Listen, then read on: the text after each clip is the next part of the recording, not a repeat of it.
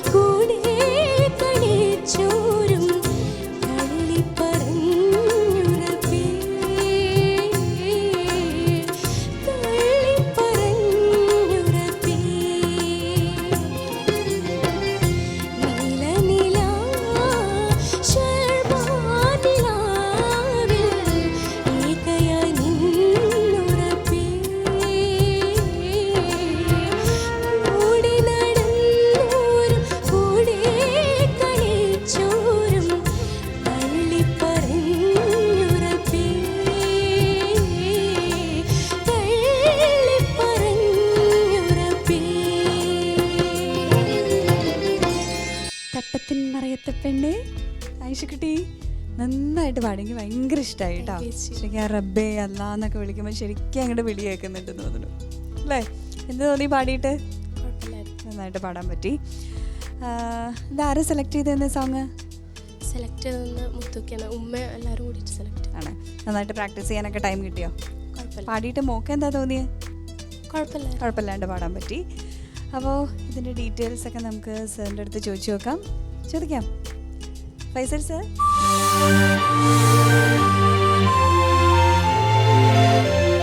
ഇത് ഒരു new generation ഭക്തിഗാനമാണ് എന്ന് വേണമെങ്കിൽ നമുക്ക് പറയാം. പഴയ പാട്ടല്ല. ഒരുമനയൂർ ഈ ചാവക്കാടിൻ്റെ പരിസര പ്രദേശങ്ങളിൽ നിന്ന് വന്ന പാട്ടാണ്. ഐഷ ഷെറിനും ആ നാട്ടുകാരിയാണ്. അഫ്സൽ ഒരുമനയൂർ എഴുതി. നമ്മുടെ കേരളത്തിലിപ്പോൾ യുവ ഗായകരിൽ ശ്രദ്ധേയനായ മുത്തു ചിട്ടപ്പെടുത്തി മുത്തു തന്നെ പാടിയ പാട്ടാണ് അല്ലേ? അപ്പോൾ പൂർണ്ണമായിട്ട് ഐഷ ഷെറിൻ്റെ നാട്ടുകാരുടെ പാട്ടാണ്. പുതിയൊരു പാട്ട്. ഈ പാട്ട് നേരത്തെ ആൽബത്തിന് വേണ്ടി ട്യൂൺ ചെയ്ത ഷാബാൻ നിലാവ് എന്ന ആൽബത്തിന് വേണ്ടി. പക്ഷെ അതിൻ്റെ ഒരു വ്യാപ്തിക്ക് പരിമിതിയുണ്ട്. ഇപ്പോൾ നമ്മളിപ്പോൾ ലോകം മുഴുവൻ ഇത് കേൾക്കുകയാണ്. അപ്പോൾ ഈ പാട്ട് നമ്മൾ സംഭാവന നൽകുകയാണ് മാപ്പിളപ്പാട്ടിന്. നിങ്ങളുടെ പ്രദേശത്ത് മാത്രം ഒതുങ്ങിയുന്ന ഒരു പാട്ടിനെ ലോകത്തിൻ്റെ തലത്തിലേക്ക് ഉയർത്തുക എന്നുള്ളതാണ് ചെയ്യുന്ന കാര്യം. നല്ല ഒരു ഭക്തിഗാനമാണ്. മോള് നന്നായിട്ട് പാടിയിട്ടുണ്ട്. ഐഷ ഷെറിൻ പലപ്പോഴും അവിടെ ഇത് തെളിയിച്ച ആളാണ്, പാട്ടുകാരിയാണെന്ന്. അത് നിലനിർത്തി എന്നുള്ളതാണ്. Okay, thank you sir. ഹംസക്ക, ഈ പാട്ട്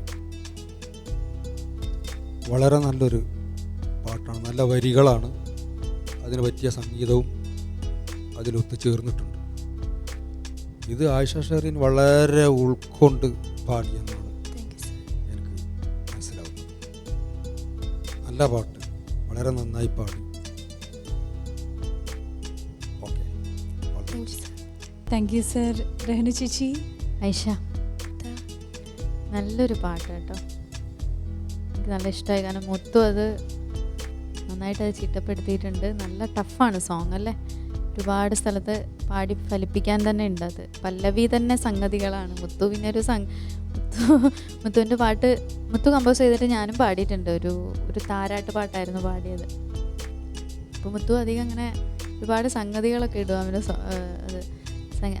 അവൻ ട്യൂൺ ചെയ്യുന്നതിൽ. അപ്പോൾ അത് ശരിക്കും ഇതിൽ കാണാനുണ്ട്. എല്ലായിടത്തും ഉണ്ട്. അനുപല്ലവി ഉണ്ട്. പക്ഷെ അനുപല്ലവിനേക്കാളും കൂടുതൽ എനിക്ക് തോന്നുന്നു പല്ലവി ഉണ്ട്.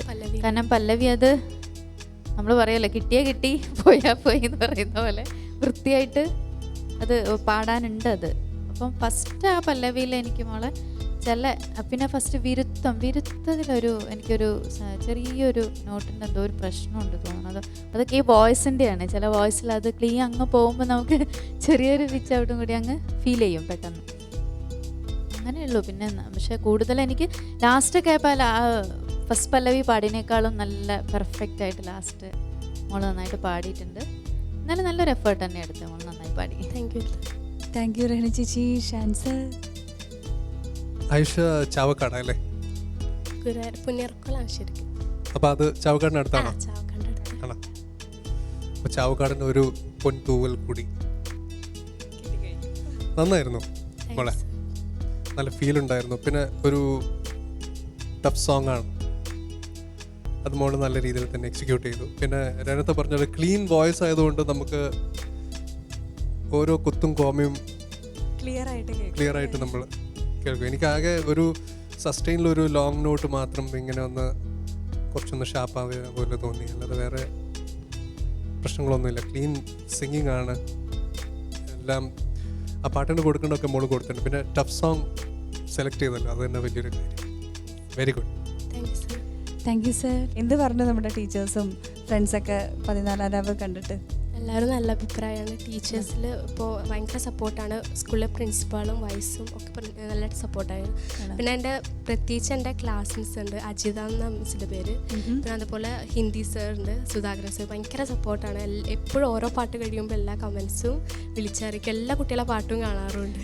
അത് ശരി. അപ്പോൾ എന്തായാലും ടീച്ചേഴ്സിന് എല്ലാവർക്കും നമുക്കൊരു ഹൈ കൊടുക്കാം. അപ്പോൾ ഇനിയും നല്ല നല്ല പാട്ടൊക്കെ സെലക്ട് ചെയ്ത് വരിക. നമുക്കിനിയിപ്പോൾ മാർക്ക് അറിയാം. നല്ല കമൻസാണ് കേട്ടെ. ഹംസക്ക? ഞാൻ ഒരു 9 mark. Thank you. Thank you sir. 10ൽ 9 മാർക്ക്. ഫൈസൽ സർ? ഞാൻ 27. Thank you sir. 30ൽ 27 മാർക്ക്. Thank you. രഹന ചേച്ചി? 27. Thank you sir. ഇനി നമുക്ക് ഷാൻ സാറിൻ്റെ മാർക്കും കൂടി ചോദിച്ചറിയാം. ഷാൻ സർ? 27. 30ൽ 27 മാർക്ക് തന്നെയാണ് ഷാൻ സാർ നൽകിയിരിക്കണേ. അപ്പോൾ ടോട്ടൽ മാർക്ക് 100ൽ 90 മാർക്ക് അല്ലേ? നല്ല മാർക്കാണ്. സന്തോഷമായോ? ഓക്കെ, എന്തായാലും ആ പ്രാർത്ഥനയൊക്കെ അവിടെ കേട്ടു. അപ്പോൾ ഇനിയും അടുത്ത പെർഫോമൻസിലും നല്ല നല്ല പാട്ടൊക്കെ സെലക്ട് ചെയ്ത് വരെ നല്ലോണം പാടുക. ഓക്കെ മോളെ, താങ്ക് യു. Thank U.